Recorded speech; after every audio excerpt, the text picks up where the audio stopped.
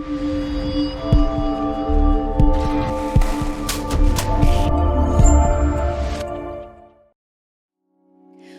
to Passioneer Magazine, the podcast, where you'll hear inspirational stories, encouraging news, and in-depth interviews with authors, influencers, CEOs, and thought leaders. Passioneer Magazine, the podcast. Bold ideas, brave pursuits, boundless inspiration. Hello, and welcome to a Passioneer Magazine, the podcast. I am so excited to have you on the show today, Kate. Thank you for joining me. Thank you so much for having me, Angela. Absolutely. Now, before we get started, I realize that I may be introducing you to some new listeners out there. So my first question to you is, tell us a little bit about yourself. What makes you, you? Sure. My name is Kate Assaraf, and I own Dip Sustainable Hair Care, which is plastic-free hair care for people that would never normally touch plastic-free hair care. It's made for people that were tired of buying sustainable products that left them feeling disappointed, and instead, I wanted to make them so good that the plastic-free part wasn't really part of the marketing. Right. And I'm so glad that you are trying to bring us forward Mhm. into a world of sustainability. I think before it used to be like just a little buzzword and everyone thought that it was cute and fun, right? It was exciting at first, but then it was like, oh my goodness, I think this is going to be work. But you're making it much easier for people to be able to live that lifestyle without all the worry and care. I love it. Now, Yeah. you walked away from, I'll call it traditional beauty, the way in which you marketed the product and all of that to build something that most people will say is radically different. What was the moment, or did you have a moment when you realized today is the day that I need to be the difference? Yeah, it was probably upon the purchase of my, I don't know, I'd say 20th shampoo bar brand, where I was trying so hard to reduce my plastic for several years. So I started to reduce my plastic in 2014 when I found out not only the accumulation was bad for the earth, but the endocrine disruption and the hormone imbalances were part of the story that was untold at the time. So from 2014 to 2021, when I was decided to build Dip, I was desperately trying to find solutions, and I could find every solution I wanted to in the kitchen and in other departments of my life. But I found that no matter what bar brand I purchased, I would go back to my luxury bottles in the shower because what I didn't really want to admit to the world, but I knew about myself, was that I was too vain to have bad hair out in the world. Um, and I didn't love that about myself, and I knew I could change it. I knew I had had 2 decades of experience in the beauty industry, and I was like, I know I can do this better. I know there's more people like me that don't want the plastic, but really want the performance. And they don't, for me, like I don't require something to be all natural. I want it to have some science, some like, real gusto about it. I want it to work. I just don't want the bottles. And so that's how Dip was born. Oh, I love that. And you are definitely tapping into the vein of so many people. Like you said, they still want that product that's going to give them the high performance, the Yeah. quality, everything that they need. They just don't want the plastic that goes along with it. And I think the more we learn, the more that brands like yourself are willing to educate us, the more Yeah. we're willing to open our eyes to the possibility of, okay, what I'm giving up is what I wanted to give up in the first place. I'm not losing anything in the process. But boy, do you have to sometimes grab us by the hand and nudge us gently along. With that being said, you use a phrase, and I love it, that we need to unlearn corporate consumerism. What Yeah. does that require of the everyday shopper? So I think right now in the digital age where every website is full of, fake UGC, which is user generated content for someone that doesn't know. So there's like hired customers, influencer marketing, and just review pollution is the nicest way to call it. I think the fastest way to unlearn these things is to detach from the digital world and return back to real life. And what that means is actually physically going into stores that sell the products that you're interested in, talking to an actual human being that for me, it's small store owners that curate the goods that are on the shelves and know a lot about them when they put them there. And I know it's kind of radical to go backwards in time when it comes to shopping, but I think if you stop 100 people on the street and you ask them, have you bought something that was promised to be amazing online, and then when you got it, it was just junk? 100% of those people would say yes. And I think that shows us what a problem life, like, well, just I'd say modern day commerce has become. I don't think it's satisfying for people anymore. I think people need a change. And I think the change is actually going back to where we were. Mhm, mhm. I can proudly say, as a member of Gen X, I like to say we have a toe in the analog world and a toe in Mhm. the digital world, right? That we are Yeah. able to survive because we know both. We can use Mhm. GPS, but also whip out that handy dandy foldable map and still get there. And one of the things that I think that we are holding on to is saying, you guys, you realize that the reason why certain things are the way that they are is because we're leaning so heavily to one side. When Yeah. one wasn't bad, analog wasn't bad, digital was convenient. So why can't we operate in a world that has both? And I think Mhm. you're on to something. We I hope so. we have to stop with the throwaway products, with the throwaway Yeah. stuff. It is hurting our environment, and what is it really serving us? So definitely And preach that louder. I think the most important thing to think about is that as consumers, there's like a trust recession, right? Like there's an economic recession for sure, but I think the real recession is trust, and people are very scared to purchase stuff anymore, especially now that companies are implementing like return fees and charges. So you can't even purchase something freely and then have that satisfaction of knowing that, oh, I can get my money back. Like companies are making it very difficult so they can sell you junk and then hope you keep it. And I find that very upsetting that that's the way commerce is headed when it really started as like a human to human thing with accountability built in. Right, right. I still remember the days of saying, I'm going to the mall to get something. Mhm. And I could try Yeah. it on. I could put my hands on it, determine whether or not the fabric was something that I really wanted. So Yeah. you're so right there. There's nothing wrong with the way that we used to do things. Just because it used to be, does it make it inherently evil or wrong? We can do both, and I love that we are able to do that with your brand. Now, Thank you. speaking of such, you have built a seven-figure company without relying on Amazon. Now, I'm going to pause for a moment. I know that some people think that Amazon is a thumbs up, some people think that it is a thumbs down. I am not asking you which way you lean. What I want to ask is, I'm sure you had folks that said, you're not going to make it Oh, sure. without that middleman. How was Mhm. that journey of standing bold and saying, yes, I can? Oh man. So first of all, I don't have a zero Amazon stance for anyone, including myself. There's still certain things that I want to buy and I can get them on Amazon, and I love that convenience.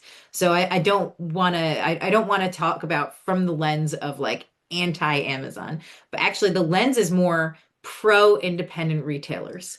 And so I knew that if I started selling my brand or dip on Amazon, it would crush my independent retailers, which were really the backbone of the brand. And I know that the small stores that I started working with, zero waste stores mostly, and the salon owners, I didn't expect going into it falling in love with them so much as people. Do you know what I mean? Like I kind of did, and I went weirdly old school on so many things. I'm an elder millennial, so I'm at the cusp of millennial and Gen X, and I basically, became a traveling salesman and went to zero waste stores. And I was like, if this isn't the best shampoo and conditioner in bar form that you've ever tried, then like I'll go on my merry way. But many times people called me from their towel after trying it and was like, I need this for my store. Like this solves all the problems. And so, the more you start to kind of humanize a business and realize like, oh my gosh, these are like amazing people that are really starting mission-based retail brick and mortar stores all over the place. The whole idea of 10xing my sales on Amazon at their expense became kind of a deal breaker. It became almost like this love the behavior that of Dip, it became like a love letter to these independent retailers that helped grow the brand. And so I know that I know that putting our stuff on Amazon would do very well for me, but I think it might crush their business. And my goal is to get people to reduce plastic and beyond shampoo and conditioner, and getting people physically into these brick and mortar stores that offer solutions for all the different departments of life, to become more sustainable was actually the better move for me and more aligned with what I was trying to build. Mhm. I like that it is from the perspective of just mindfulness, of Yeah. trying to be the example of what your brand is in your personal life as well. So let's make this decision, like you said, not knocking any platform. That's not Yeah. what it is. It's just, I want to do this other thing, and this is the reason why I am doing it that way. And that takes courage, that takes a boldness. And I like that you are um, giving permission in a way for other brands to say, well, if she did it, I can do it too, because Yeah. that's the vein that I want to travel down. That's the lane that I want Yeah. to use as well. You It, go I was ahead. going to say, you always try and lead by example. And then sometimes the leading by example, when you start to see it catch on, you get torn, right? You're like, I'm leading by example, and then all these people are copying what I'm doing. And you have to temper your ego in that situation too, where you're like, no, that I set out to change this in a bigger way. And it's actually very cool that other brands are jumping on and aligning with this. And this is becoming, you don't make changes one person, I don't think, in any avenue. You need other people. It's the coolest thing about being human is that we're all networked together, and you need other people to join you, especially in commerce, like if you're trying to really make some changes. Hmm. And I like the idea of also being able to still go out to the store to put your Yeah, hand on a product. Now, don't get me wrong. I know my Amazon deliver person, right? me Like, too. snacks are on the porch. Help Hmm. yourself. But at the same time, I love being able to go to the store, because some days I just want to go out. I want to disconnect from work. I want to disconnect from, the troubles of the world, and just Mhm. go shopping. And Yes. there's something very enjoyable about not only going to the big brands, but going to those mom and pop shops that I think that you're also very mindfully being Mhm. aware of, and making sure that they still have a space. That is something to be commended. I love that. Yeah. And throughout most of human history, shopping was a social experience. Like some of my fun memories of my mom and my sister and my best friend growing up were just not even buying things, just going and Right. experiencing and laughing and choosing and trying things on. And I don't know, that whole experience was just, I have a lot of nostalgia for that kind of shopping. Hmm. And we used to use it, again, kind of dating myself here. We used to go to the mall as teenagers, right? Yeah. Well, you were ninth grade. It's not like you had a job yet, so you didn't really have an income.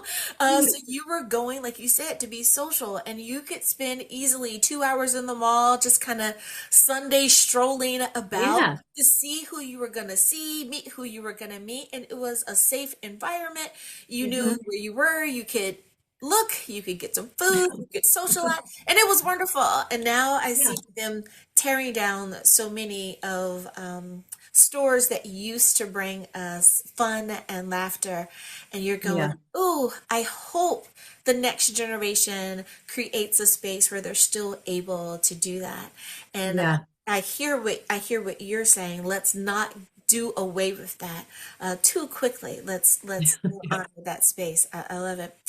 Now, the beauty industry is flooding us, and I love what you said before with this greenwashing, right? Like everyone Yeah. is, oh, do this and do that, and they're an influencer, and we're finding out more and more that they were, in fact, not telling us the Mhm. 100% truth, that it was almost like a skit, right? Yeah. From your perspective, however, you are living this out in real time, doing the real work. What are some of the biggest red flags that consumers should look for when it comes to someone who's saying that they are a sustainable brand? We're not throwing anyone under the bus here, but when it comes to making sure that, yes, this is exactly what I'm looking for, is there a word, a phrase, a color, a weight that we're looking for? It's tough because sustainable branding has exploded so much that it's hard to like homogenize the red flags.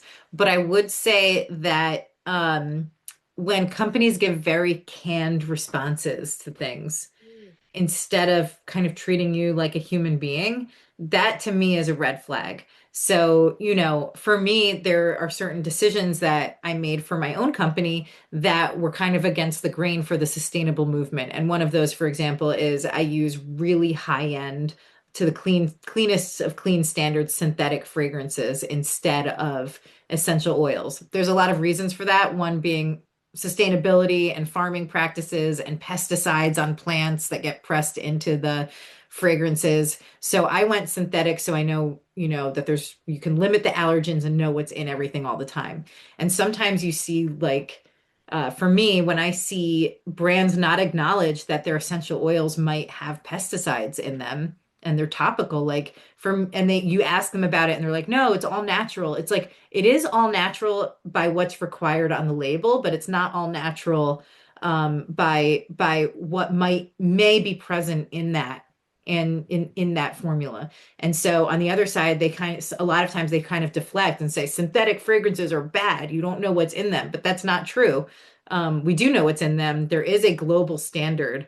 And then there's even a higher standard for clean with synthetic fragrances. So, for me, when I see a brand talk very shallowly about scenting a product, that is a red flag for me.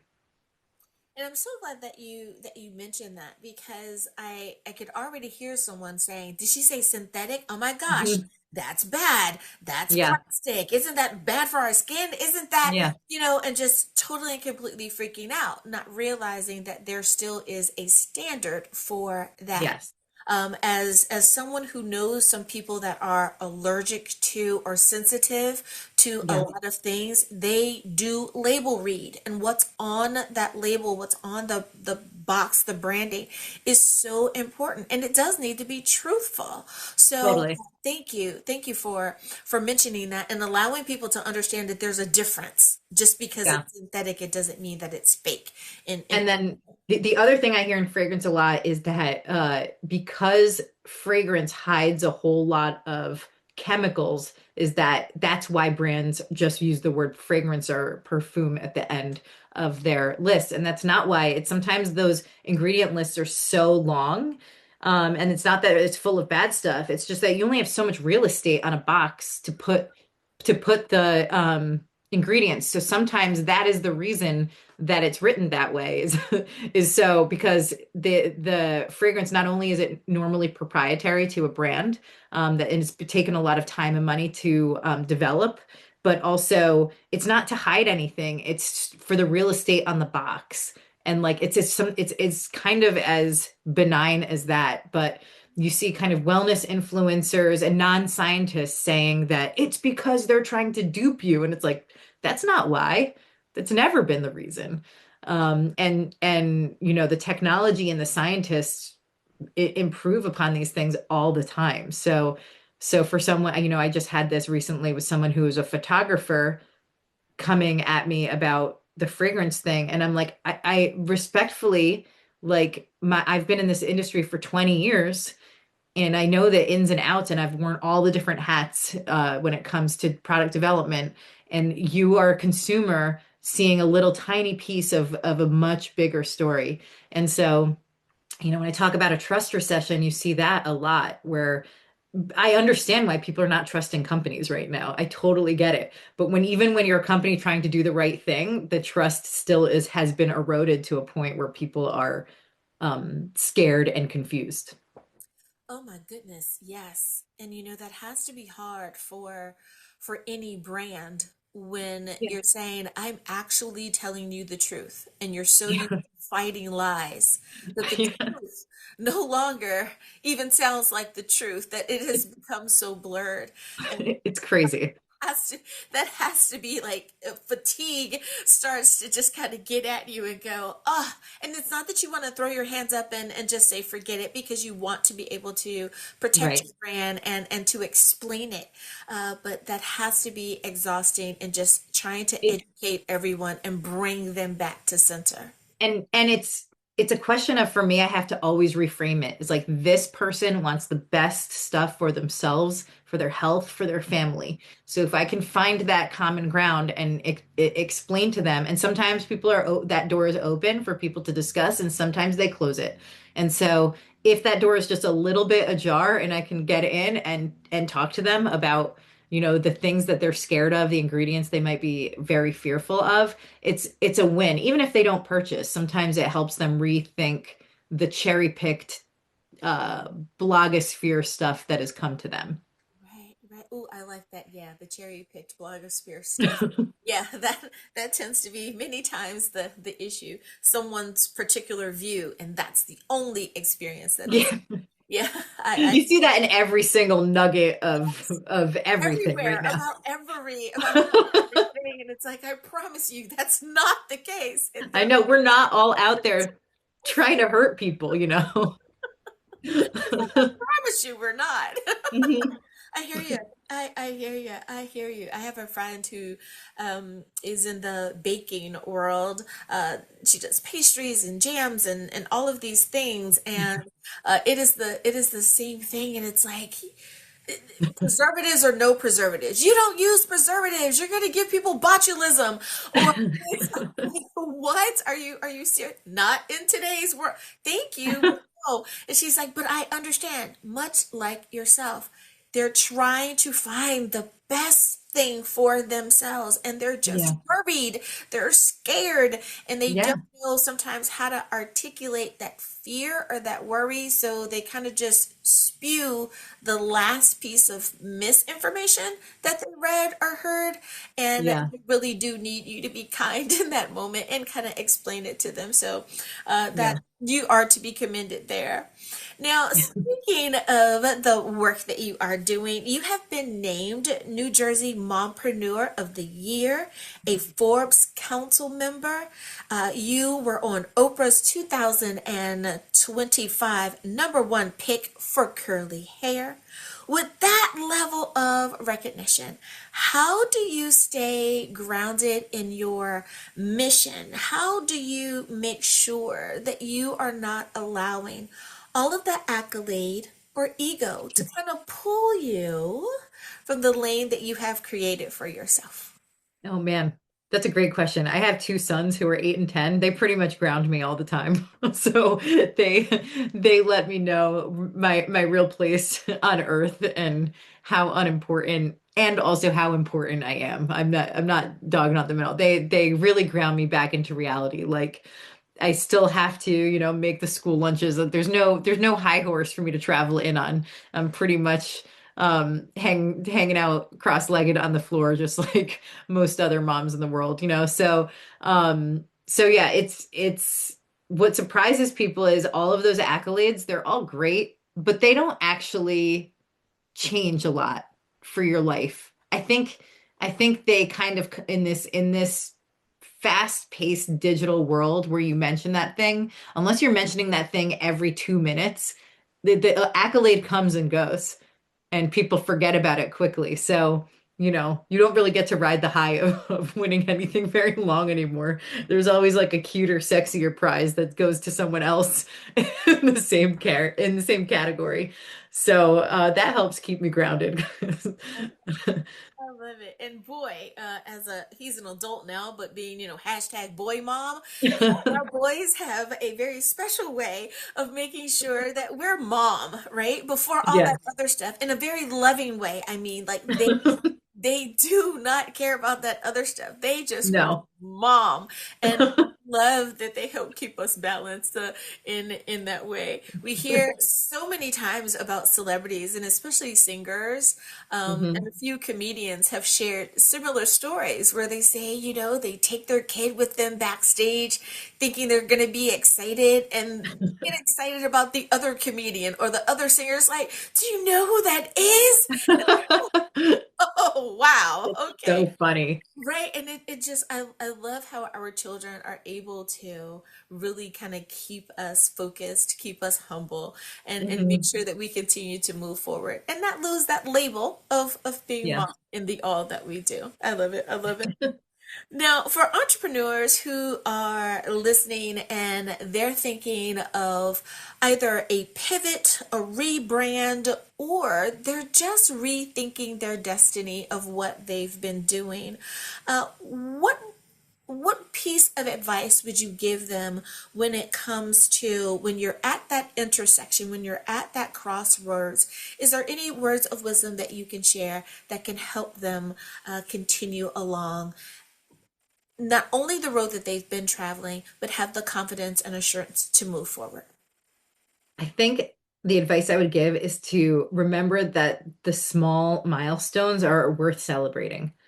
So often we set lofty goals. We send like we set such big goals for ourselves, and then we get a little bit discouraged or disenchanted when it takes a long time or we don't seem to be on the right path to get there. But if you can set really small, actionable goals, like just little bite-sized things, I think you set yourself up to be a happier entrepreneur, instead of this vision that you have for being a lot of people want to be like very rich entrepreneurs, but I think it's more exciting to be a happy one that has some peace with their level of success at each milestone.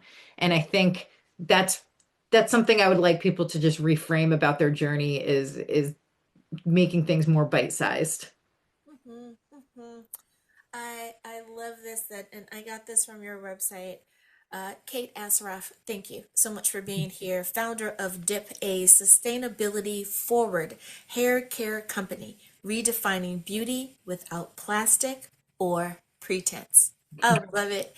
Thank you so much for being a guest on the show today. Thank you so much. This was so fun. Thank you.